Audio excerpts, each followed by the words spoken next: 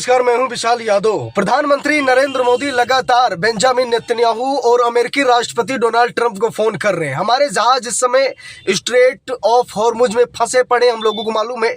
और लगभग ये अनुमान लगाया जा रहा है कि 2000 से ज्यादा हमारे जहाज जो कि डीजल, पेट्रोल, गैस यानी कि जो हमारे देश में आर्थिक समस्या है उन तत्वों से भरे पड़े हैं, लेकिन वो जहाज अभी भी हॉर्मुज में फंसे पड़े हैं और निकल नहीं रहे हैं। प्रधानमंत्री नरेंद्र मोदी लगातार संपर्क साध रहे हैं, लेकिन बावजूद इसके हमारे जहाज फंसे पड़े हैं। प्रधानमंत्री नरेंद्र मोदी बहुत ज्यादा सिफारिश कर रहे हैं। मोदी जी ट्रंप से एक हिसाब से रिक्वेस्ट कर रहे हैं, बेंजामिन नेतन्याहू से बात कर रहे हैं। कारण स्पष्ट है कि मोदी जी ने कुछ गलतियां की हैं और मोदी जी की गलतियों की वजह से आज हम सभी लोगों को बहुत बड़ी समस्या का सामना करना पड़ रहा है। अगर हमारे मोदी जी इजराइल का खुले मंच से समर्थन न करते तो ईरान हमारी जहाजों को न रोकता। और ये सच्चाई है कि ईरान कभी भी भारत का दुश्मन नहीं रहा है। इससे पहले जो सुप्रीम लीडर थे अली खामनेई साहब, वो भी भारत की खुशहाली की बात करते थे। आज मुस्तफा अली खामनेई साहब हैं, वो भी भारत की खुशहाली की बात करते हैं। लेकिन अब क्या करें भाई, जंग का माहौल है, ईरान क्यों रिस्क ले। जब प्रधानमंत्री नरेंद्र मोदी ने खुले मंच से इजराइल का समर्थन कर दिया है तो भाई ईरान थोड़ा सा नाराज है। और उसकी नाराजगी का कारण यह है कि हम सभी लोगों की गाड़ियां खड़ी हो गई हैं। डीजल पेट्रोल की क्या समस्या है शायद हम सभी लोग अच्छे तरीके से देख रहे हैं, इसमें कोई कहने वाली बात नहीं है। लोगों ने अपनी गाड़ियां खड़ी कर दी, बड़े बड़े होटल गैस की वजह से बंद हो गए।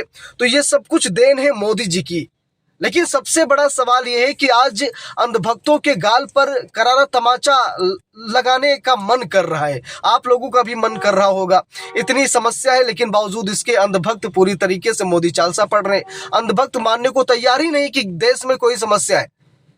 और देश की बर्बादी की दास्तां अगर जब कभी लिखी जाएगी ना, तो नाम प्रधानमंत्री नरेंद्र मोदी के साथ साथ अंधभक्तों का भी आएगा कि अंधभक्त भी सरकार की इतनी चापलूसी करते थे, अंधभक्त भी सरकार की इतनी चरण वंदना करते थे, जिसकी वजह से ये सारी समस्याएं उत्पन्न हुई हैं। तो अंधभक्त भी जिम्मेदार हैं। और बाकी सरकार जो कुछ कर रही है हम सभी लोग देख रहे हैं। इतनी समस्या है देश में, लेकिन सोचिए कितनी मनमानी करने वाली सरकार है, बचकाना हरकत करने वाली सरकार है, बच्चों जैसी जिद करने वाली सरकार है कि नहीं सब कुछ सही है, सब कुछ चंगा सी, कोई समस्या नहीं है। और कितनी बड़ी समस्या शायद हम लोगों को बताने की जरूरत नहीं है, हर व्यक्ति परेशान है। कारण यह है कि मोदी जी ने इजराइल का खुला समर्थन किया और आज हमारे विश्व गुरु सिफारिश कर रहे हैं। कभी ट्रंप के पास फोन कर रहे हैं, कभी बेंजामिन नेतन्याहू के पास फोन कर रहे हैं, यानी कि सिफारिश कर रहे हैं वो कि किसी तरीके से हमारे जहाज छूट जाए, क्योंकि बड़ी फजीयत हो रही है। वैश्विक स्तर पर मोदी जी की फजीयत हो रही है। विश्व गुरु का जो डंका बज रहा था, लंका लग गई है। अब जरा सोचिए ना, तो ट्रंप कोई रिस्पांस दे रहे हैं, ना बेंजामिन नेतन्याहू रिस्पांस दे रहे हैं। और मोदी जी की हिम्मत भी नहीं है कि मोदी जी ईरान को फोन कर दें कि भाई हमारे जहाज छुड़वा दीजिए। ठीक है, मोदी जी वहां भी सब कुछ खत्म कर दिए। तो इसी समस्या का सामना हम सभी लोग कर रहे हैं। विश्व गुरु नहीं, बल्कि ये समझिए कि विश्व गुरु बन गए हैं देश के लिए प्रधानमंत्री नरेंद्र मोदी जी। ये विश्व गुरु नहीं, अब विश्व गुरु बन गए हैं। और विश्व गुरु की ही ये देन है कि आज देश पूरी तरीके से असुरक्षित है। देश में त्राहिमाम मचा हुआ है, चारों तरफ हाहाकार मचा हुआ है।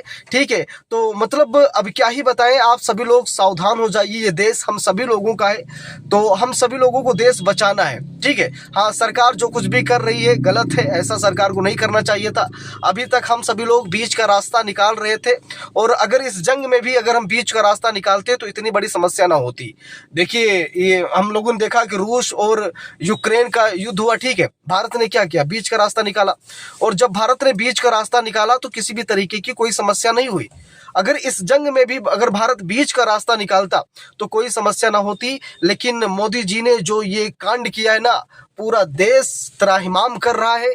और मुझे उम्मीद है कि आने वाले समय में भारत कभी भी ऐसा नहीं करेगा। अगर भारत ऐसा करता है तो ये समस्या है। देखिए, बात ये है कि अभी तक हम लोग 21 देशों से तेल लेते थे। ठीक है, ये जो डीजल, पेट्रोल, कच्चा तेल है हम 21 देशों से लेते थे। लेकिन अब ये संख्या लगभग 41 या 47 हो गई है, यानी कि इन देशों से हम तेल लेते हैं। अब जरा सोचिए, इतने देशों से तेल लेने के बावजूद भी अगर देश में तेल की समस्या खड़ी हो जाए तो कितनी शर्म की बात है कि नहीं। और उससे ज्यादा शर्म की बात यह है कि आज अमृतकाल में, मोदी जी के अमृतकाल में विनाश काल चल रहा है, जनता में त्राहिमाम मचा है, लेकिन सरकार मतलब मानने को तैयार नहीं है। हम लोगों ने कैसी सरकार चुनी है भाई, जो सरकार मानने को तैयार नहीं। कम से कम सरकार को मानना तो चाहिए, कम से कम सरकार को समझना चाहिए कि हाँ समस्या है और ये बहुत विकट समस्या है, लोगों को सावधान करे, सतर्क करे। लेकिन यहाँ पर अलग लेवल की चीज़ें चल रही हैं, यहाँ पर अलग लेवल की मनमानी और तानाशाही चल रही है। तो मेरे हिसाब से ये सब कुछ मोदी जी की देन है। दोस्तों, मैं आप सभी लोगों से पूछना चाहता हूँ, इस समस्या की जड़ कौन है? प्रधानमंत्री नरेंद्र मोदी हैं या फिर हम सभी देशवासी हैं? आखिरकार इस समस्या का जिम्मेदार कौन है? मैं पूछना चाहता हूं, इस समस्या का जिम्मेदार कौन है? ये भाजपा सरकार है या खुद प्रधानमंत्री नरेंद्र मोदी हैं या फिर हम सब आम जनमानस हैं?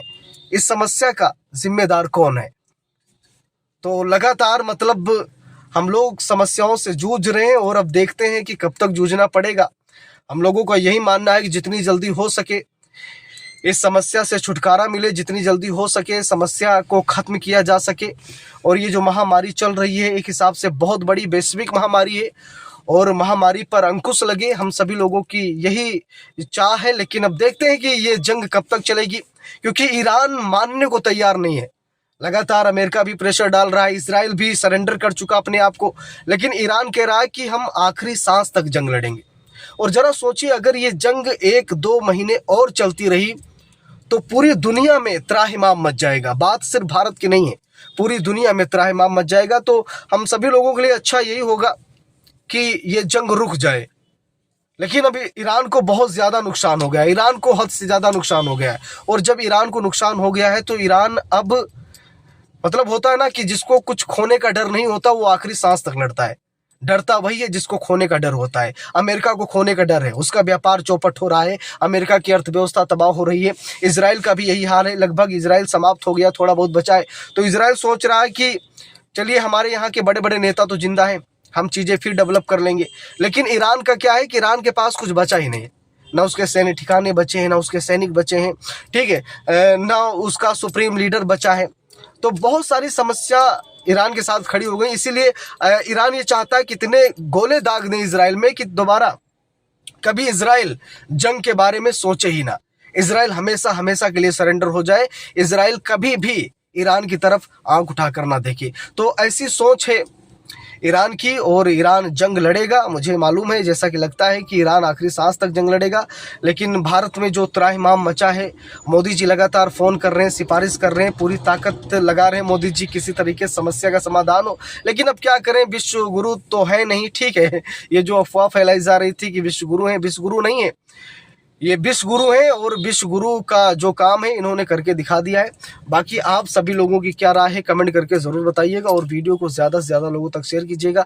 अगर चैनल पर नए हैं सब्सक्राइब करके सपोर्ट कीजिएगा। मिलते हैं दूसरी वीडियो में, तब तक के लिए बहुत बहुत धन्यवाद।